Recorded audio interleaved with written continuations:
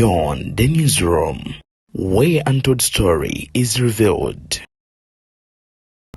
Abalunzi mu kibanja kabonera bagobye Abed Bwanika ne Mpuuga we lukyeki bagobeza lwakubeera nga banoonyeza kalulu ku Robert Kyagulanyi Ssentamu anti bamugambye sooka otunnyonnyola ebitaano gye wabiteeka era mutuviire n'Abed Bwanika we ne babagoba. BTN Media Beyond the newsroom.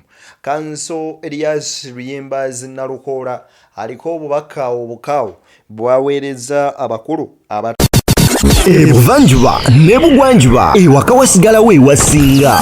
Beyond the newsroom gwe mukutu ogukuleetera ekyo ekisinga katiranga naffe ng'oyita ku noti 771 44 53 ne noti 744 26 45 na bino bikulu tetulanga bafere tetulanga basawo ba kinnansi n'abagwa mu kkoowa eryo mwebale kutuwagira.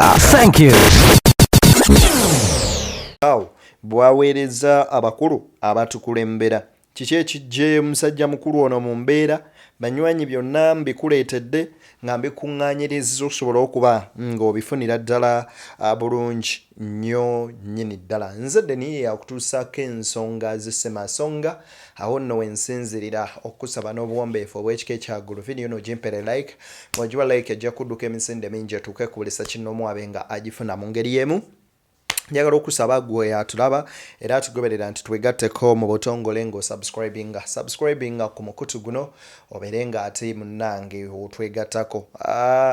Mu ngeri y'emu nkujjukiza nti tulina omukutu gwaffe omujja ogwa Deni exclusive waliyo ensonga mpitirivu nnyo nnyini ddala. Emboozi nnyingi ate ze tufumbye okuba nga tukutuusaako munywanyi obeere nga ozifuna ate era ng'ozigoberera bulungi. Nze Deni akutuusaako ensonga zonna nga bwe zitambula n'obuwombeefu obw'ekika ekya waggulu. Njagala okubeera nga nkusaba munywanyi nti negataako tusobole otambuza ensonga obulungi. Kansooke nkuwa ebigambo bino bya Elias Luyimbazi Nalukoola ndyoke nkuwe Mathias Mpuuga nsamba owulire ate ebigambo bye. Leader of opposition. Amawanga ga Uganda mangi gasoba mu makumi ataano mwana naye olwaleero njagala mutunuulire ministry nga eya internal affairs mugende kwa IGP Saabapoliisi mugende kwakulira okunoonyereza mugende ku mwogezi wa poliisi akulira ebyenguudo ba RPCs ba DPC boogera olulimi lumu bassebo ne bannyabo temunnakimanya. Lwaki tubeera nga tulina abali mu gavumenti nga bonna bakulaga bava wamu? Ebyo pulezidenti Kyagulanyi by'atayagala kubeera. Twagala eggwanga Uganda fenna tuli woomerwe amawanga gonna amadiini gonna. Obudde bwe buno nga mulaba obudde bwatambudde dda bantu bange ab'omu Ghetto. Mu Ghetto tuba tulina ogirumba mangu. Kambagamba akasembayo mulabye Kyagulanyi Ssentamu atambudde ensi emwagadde y'owaffe y'owa Ghetto y'amanye ebizibu byaffe. Museveni amaze emyaka 4 naye tategeeranga nti ne mu Ghetto waliyo abantu. Obudde butuuse tulonde owaffe owaawa naye kyenjagala obbagamba abantu bali banafu nnyo. Mwe mwali muwuliddera olukuŋŋaana olw'Obwenyalemu olulinga luno wano ewaffe mu Kampala balowooleza mu kubba. Naye njagala obbagamba kino teri asobola kuvuga nga mbalaasi okugyako omugongogo nga gweweseemu. Teri asobola kubbako kaluluka okugyako ng'okkiriza. Obudde bwe buno amagye tegajja kutusalirawo. Poliisi tejja kutusalirawo. Ababbi tebajja kutusalirawo. Protest vote ya ddala nga bwe yali e Kawempe North ne Uganda bw'erina okubeera. A people power. Our power. naye banange Mungu yaleeta akasajja kannalukoola era nga oli muwagizi wa Nuupu oba ow'enkyukakyuka nga tayagala nnalukoola aba bubeezi wa ttima era nga wampisa mbi. Baana ba maama, njagala okutegeeza ebigambo bino nti kanso Erias Luyimbazi Nalukoola akutegeezeza nti tuli mu mawanga agasoba mu 100. Lwaki bw'osanga omwogezi w'ekitongole ng'ekya poliisi ayogera olulimi lumu, bw'osanga ayogerera ekyamagye olulimi lusigalayo lwe lumu, bw'osanga ali mu sekita eno kyekimu, bw'osanga ali eri era y'omu, nti nedda bannange nokka ekiyaggwanga ddamba tusaana tugigabaneko omukyoli agabaneko n'oli, nti ffe enjiri gye tutambuza si ndala wabula njiri gye tutambuza ya kintu kimu, yabumu oba kye bayita unity. Ffe twagala kukwataganira wamu tusobole okutwala eggwanga lino mu maaso nga tuli bumu. Bigambo bya Nalukoola Erias Luyimbazi. Kakati ebirala byonna mubiwulidde byabagambye, kati nzikiriza ate inkuwe Mathias Mpuuga Nsamba. Wuliriza. Anayagala enkyukakyuka ng'ayagala Lukwago aveewo, anayagala enkyukakyuka ng'akyawa Ssemuju, anayagala enkyukakyuka ng'ayagala Sseggona aveewo. Ogenda kukola ki? Ogenda kukulembera n'ani eggwanga? Ekibiina kye mutuvumirako ffe ne Honorable Mpuuga ffe twakireeta muno twatuula ne tugamba tetugenda kuleeta presidential candidate, mutwagaza ki? Twatuula ono Honorable Mpuuga ogwa president abusobola, ono Omugalatiya yabwegeza mudda, ne tugamba omulundi guno katubawa space, mutwagaza ki? Muliza kulirayo abasajja abo bagaza ki?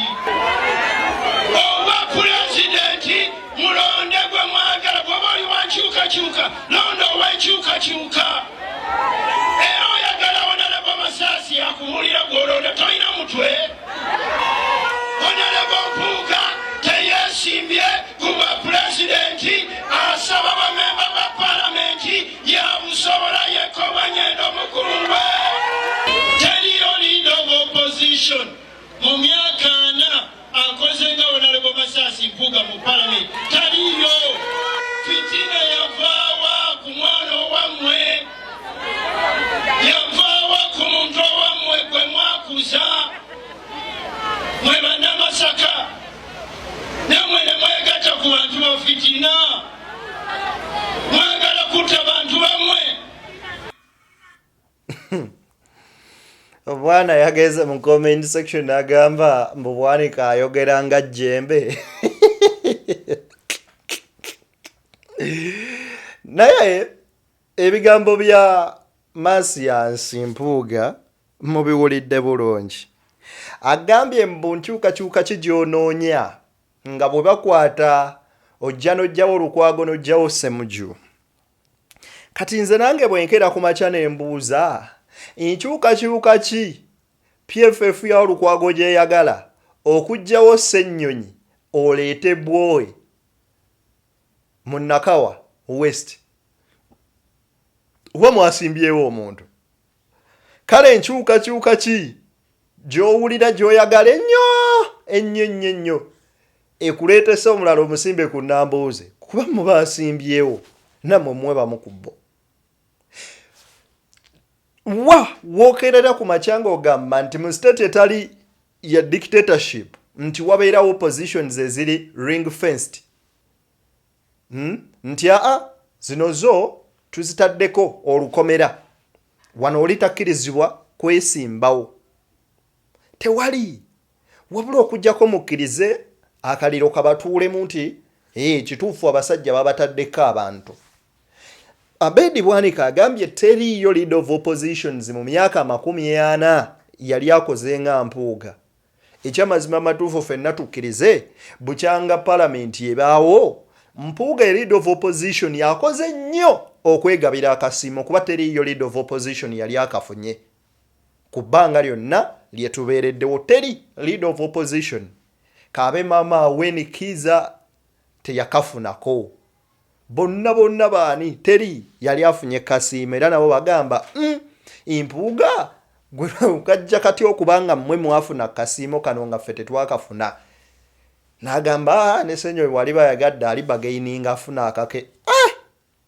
Anyway, ne biki bye wakolako nga leader of opposition bye tukujjuukirirako nti Oweekitiibwa Lukwago Mathias Mpuuga yakola kino ne kino ne kino. Kambongere musajja wammwe Abed uno badde abantu badde bamwegobera. Abantu badde bamwegobera ng'agamba genda ko yatanjagala gwe obugenda. Walina akalulu wekka abantu baffe balina akalulu na wano temutusingawo wano we muli oba totwagala genda obereri wano abawagira Mpuuga muwanyike emikono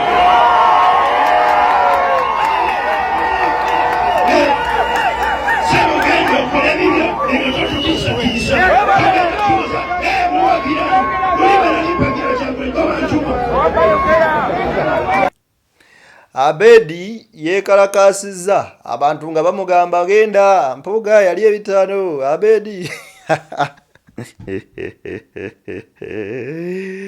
naye baddago obusajja buno bo munnange bandi batutegezeza mbu be baleeta Kyagulanyi mu Masaka era ne bubanjulira mwonna naye mbadde simanyi nti mmwe mwamuleeta ng'ate mwana nzaalwa zeewa size ekyotera weeyo naye muva Masaka nezeyisentamu family namba ekyaliyo ne kati ng'ogamba otya nti omuntu wamuleeta ewaabwe abalazeeko nti ne gye mugamba nti watali buwagizi wuuyo West Nile agikubye Obongi babadde bamulemedde n'omulemera leero nga bamugamba President Sula n'abagamba anina okudda e Kampala ate wiiki ejja tukwasaganye ebirala. So abasajja tuyinza okukozesa enjogera ennyangungu ne tugamba nti kati gababugumye era we twogerera amatama gakubagana. Biki Mpuuga byayogedde? Mpuuga ayongedde okukasuka omuliro bibadde bingi nnyo nnyini ddala. Njagala nkwe katambike munywanyi naawe obyewulirireko. Omanyi tetukyasobola kutambula ng'abagoberezi tugenda kukulemberamu. Munatambula naffe? Mwetegese? Tetukyasobola kutambula nga mperekeze. Naye tuli beetowaze nnyo. Akaseera bwe kaatuuka okuba bannaffe omukisa batukulemberemu twagubawa. Dr Abed najja netubagamba omusajja oyo omukiga tumuwa omukisa byayogera bya nsonga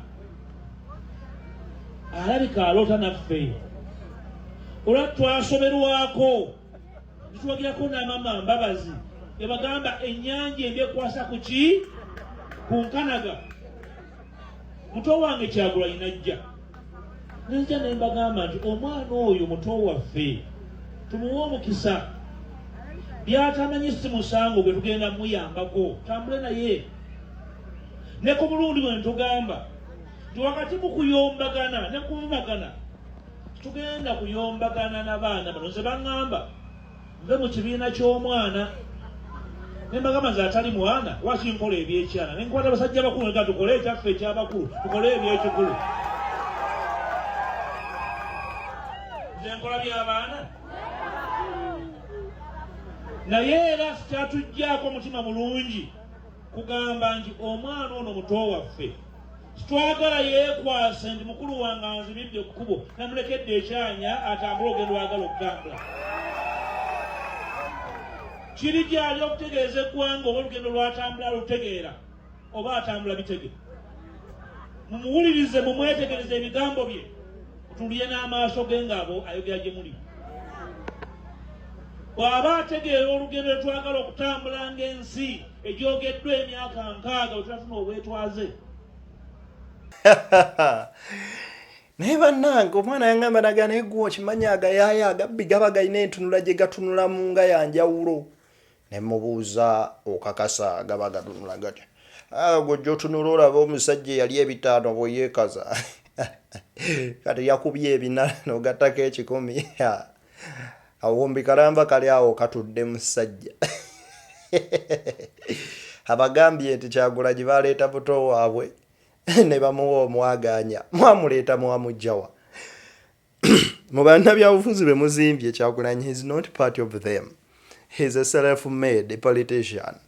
Teri yakola Bobi Wine. He made himself from the ghetto to where he is.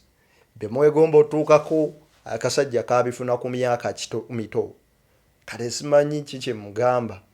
Wali he's now living his dreams. Ndowooza kyasigazaayo ku bye yatusuubiza Bobi kwe kumutuusa mu State House kyekyo mpozi. Anyway, byo bingi abantu bano bye bazze boogera. Naye nze nyumirwa nnyo ebigambo by'abantu. Njagala okulagako abantu b'omu Busiro nga n'amazzi ge banywa tebagayina. Mumendadi abasuubiza agenda bakolera oluzzi.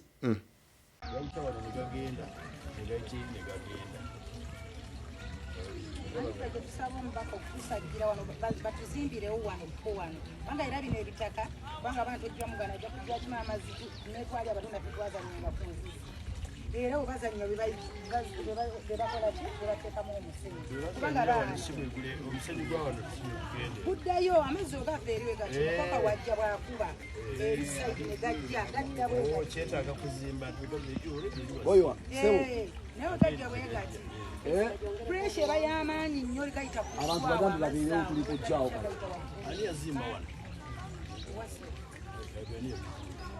tuli wano ku Sevia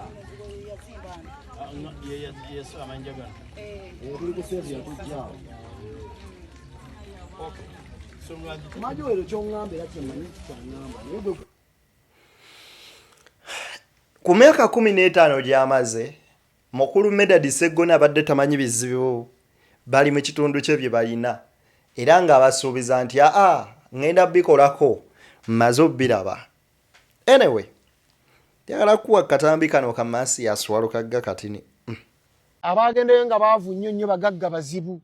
Wabula oyo asobodde okudda n'ategeera abalonzi. Ssegirinya yali mu Parliament kangamenti nkumpi mwaka gumu n'alwala musajja wattu. Naye yakyusa obulamu bw'abantu b'ekawo empaawo.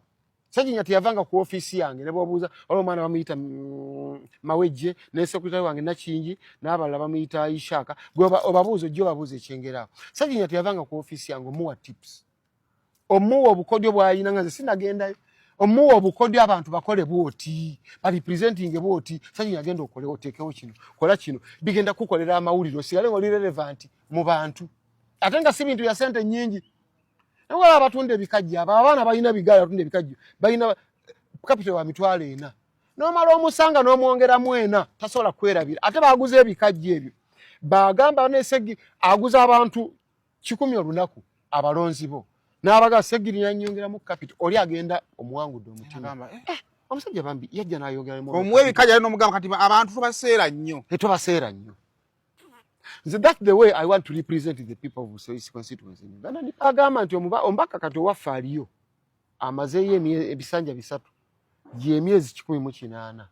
Emyezi 18 times milioni 37 ezitaliiko ddiiru na biki n'ebirala. Buli mwezi gw'omubaka wa Parliament gusima enzizi 10 mu Busiro East constituency. Anti amazzi ye biggest problem oba challenge tuyina mu Busiro East. Tetuyina mazzi. Gavaako netuma abantu batambula ne bakuba amazzi omulakuya n'essimu nga sigwa okola mu mazzi mu water nagamba no mayinti no meya tumaze wiki namba tetuyina mazzi naye oluzi balusimira milioni 3 n'ekitundu 3 kitundu wanze nalusimako ewange 3 kitundu naye n'okwata omwezi gumu gw'omubaka wa Parliament gusima enzizi 10 emyezi 10 egy'omubaka wa Parliament zisima enzizi 10 ejo n'emyezi 10 oli abasigaze emyezi 17 abalonzi n'obawaako emyezi 10 gyokka obawe enzizi 10 enzizi 10 n'ogenda ng'ozisaasanya mu Busiro East constituency buli wamu wabeerawo ekyogera nti omubaka wa Parliament awa omubaka wa Parliament n'ekino omubaka wa Parliament naye mu Busiro East constituency there is nothing omuntu ky'oyinza okupointingako bwoti which describes a member of Parliament. Walukaggawo n'agendayo teyeemaleeko akasente nabanga anyway byonna ekikulu kwe kumanya ekituufu ekyokukola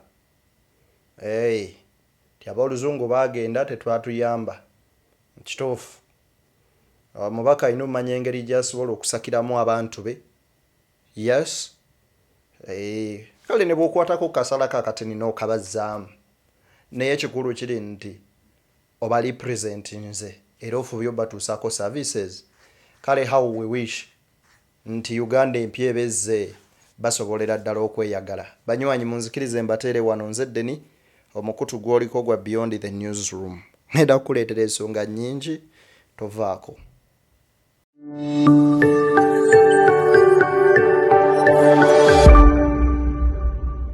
Beyond the Newsroom, where untold story is revealed.